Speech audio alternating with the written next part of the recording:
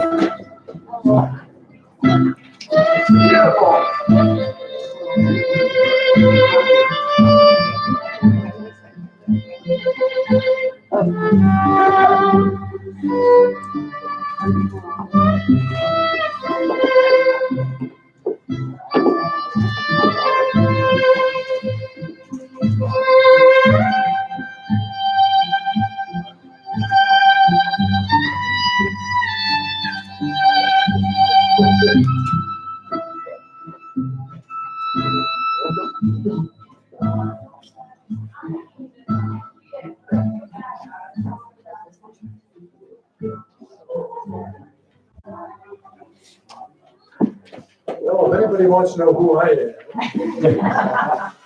I'm the officiant today, and I decided that I really should bring my credentials with me.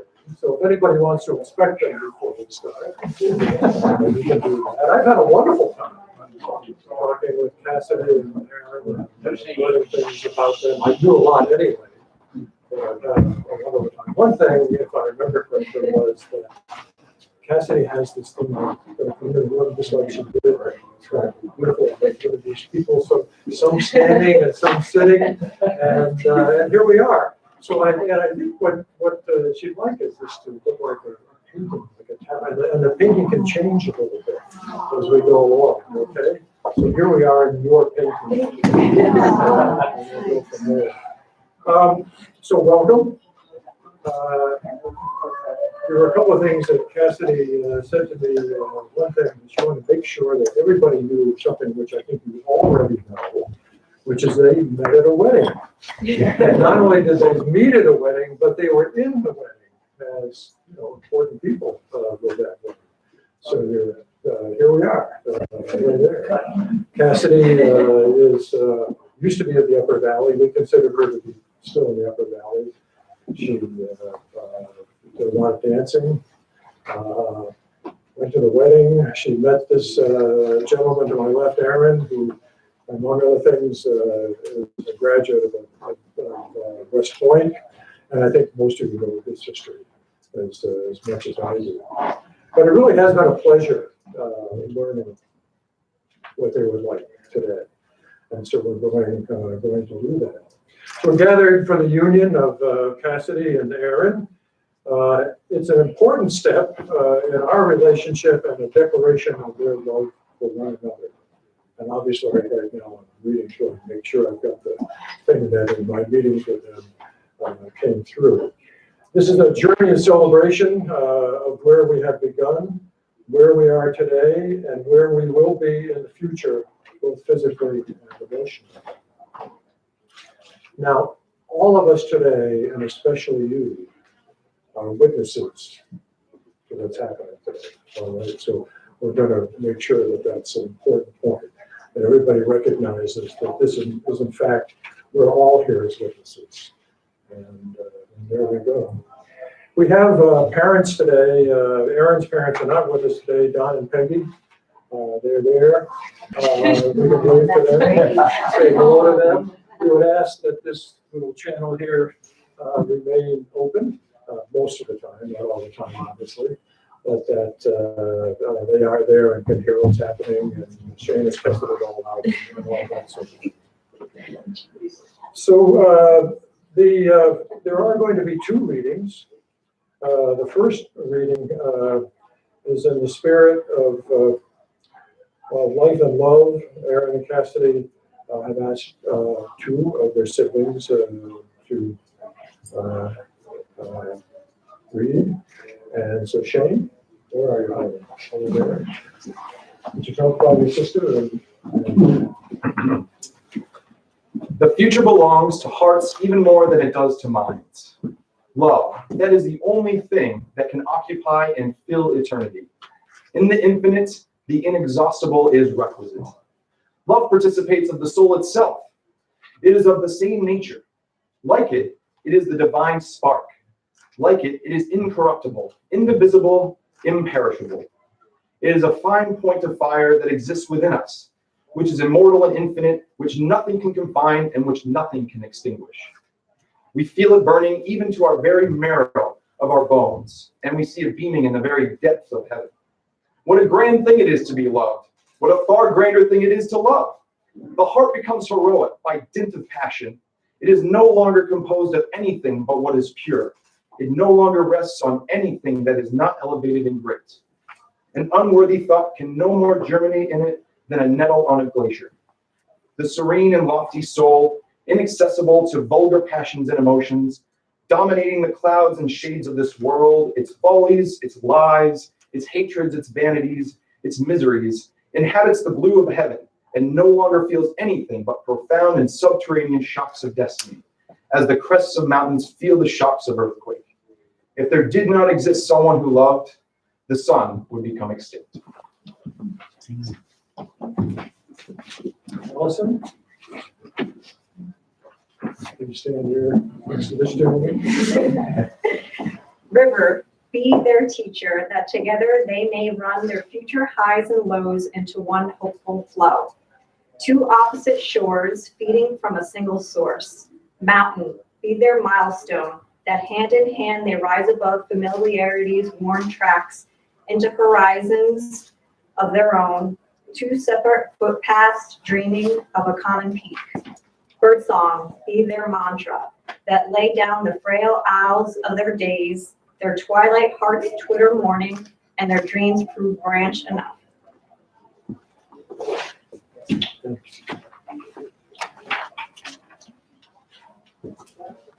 So the next step is something that I'll just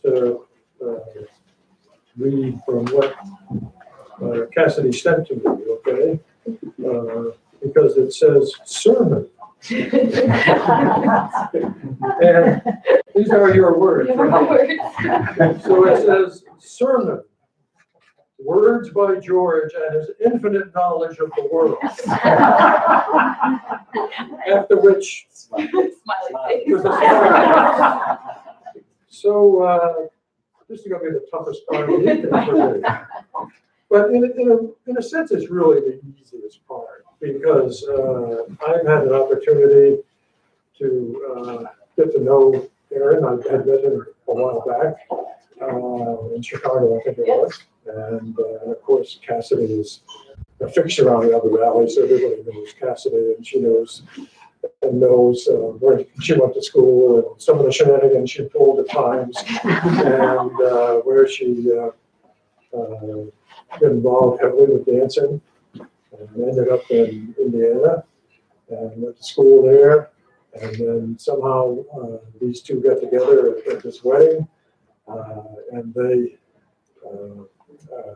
have been together for a while, and here they are today. And I got to thinking a little bit about that. I think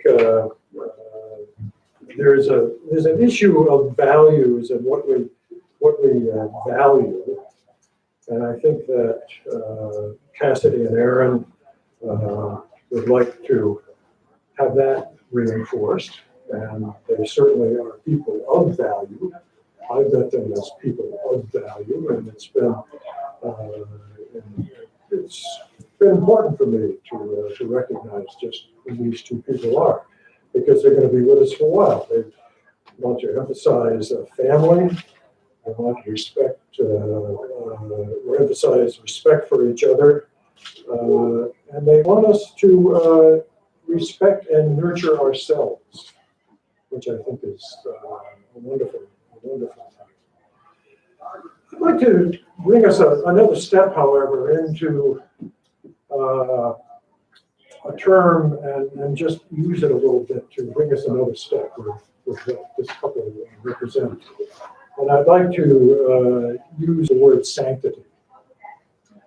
What is sanctity? Well, some people here at Dartmouth and in the time that I've been here have sensitized me to the issue of sanctity. Joe O'Donnell, who I suspect many of the Flanagan family know, and a physician here at Dartmouth for a long period of time, taught me about the sanctity of work and how you have to understand work. But it really is a very important part of what we all do. And that it's worthy to sanctify work or anything else is to declare a special purpose or a special recognition to something. Now that can be done by various bodies, it can be done by us, ourselves. We can sanctify something. We can say that something is sanctified because it has a special purpose in our lives and a special meaning to us. So I'd point out that Aaron and Cassidy have asked us to sanctify their marriage. Because we want to think of it not just as something we value or as something that is great or all the things that it is, but to really sanctify this marriage. And I think that's an important way to look at this. And that certainly is the way that I look at it. And I'd ask you to join me in doing that. So the other thing that I think would be important, if we're going to place a special value on something, or if we're going to sanctify something, then let's take a moment of quiet and do that. Now, during that moment of quiet, think about what the values are, what this couple represents to you, what it represents to all of us. Those of you who would like to pray, please pray. And let's just spend a quiet moment thinking about what a great and joyful thing we have here today.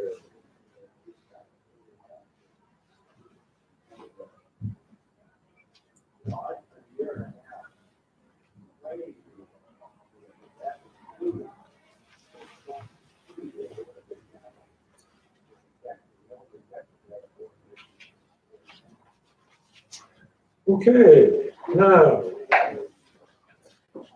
we have to have a declaration, or we should have, or this couple would like to have a declaration of intent. So please hold hands.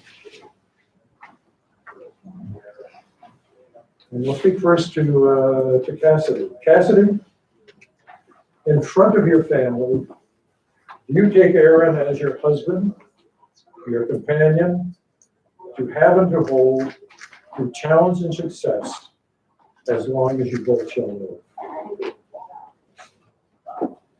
Aaron, in front of your family, do you take Aaron as your husband, your companion, to have and to hold, through challenge and success, as long as you both shall live? I do. Okay. Well done. Okay. We now exchange of vows.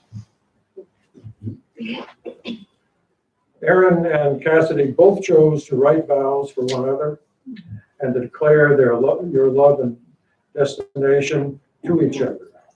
These vows will remain sacred and should be the framework on which you build your marriage.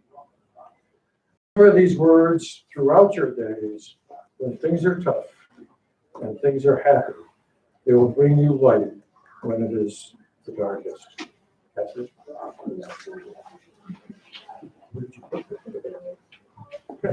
Okay.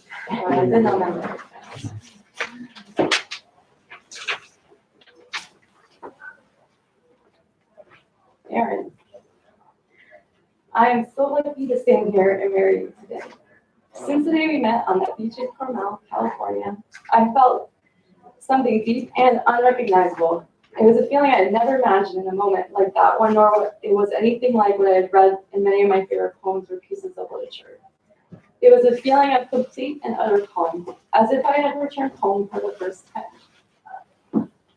And without understanding it, I had the strongest feeling that I never wanted to be apart from you.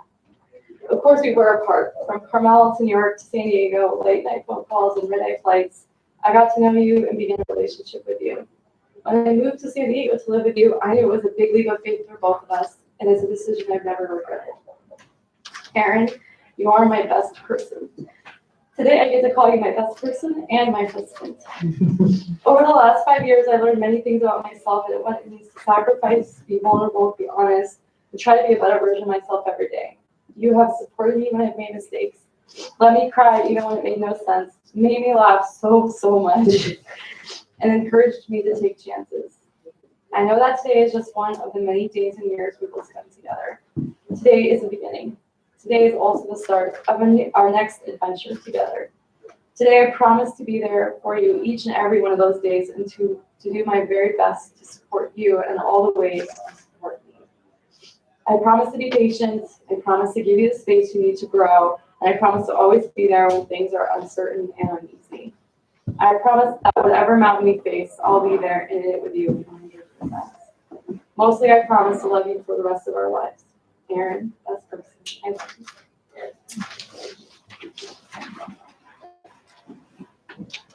Cassidy, from the first time we met on that beach in Carmel, I knew you were a special person.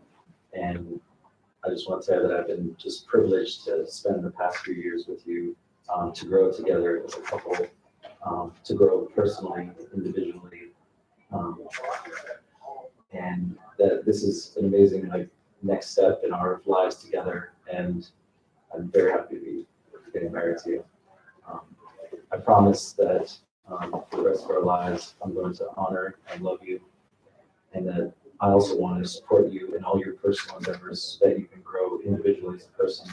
I hope that together throughout our whole lives, we can grow closer and then better together as a couple. I love you.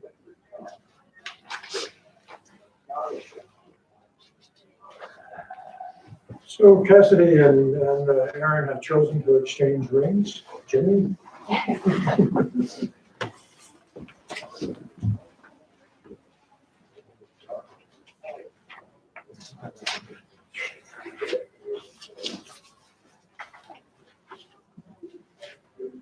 Though we have heard the vows which have been shared by Cassidy and Aaron, words once spoken are carried away on the wind.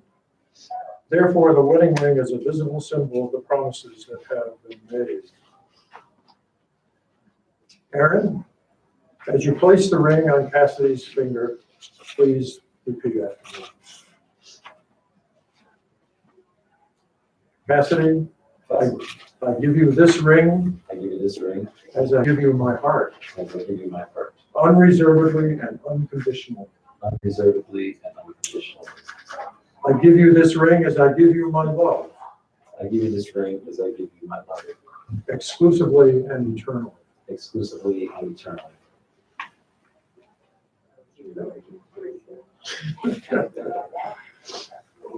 You have a ring. Cassidy, place the ring on Aaron's finger and please repeat after me. Aaron, I give you my hand. Aaron, I give you my hand. As I give you my heart. As I give you my heart. Unreservedly and unconditionally. Unreservedly and unconditionally. I give you this ring as I give you my love. I give you this ring as I give you my love. Exclusively and eternally. Exclusively and eternally.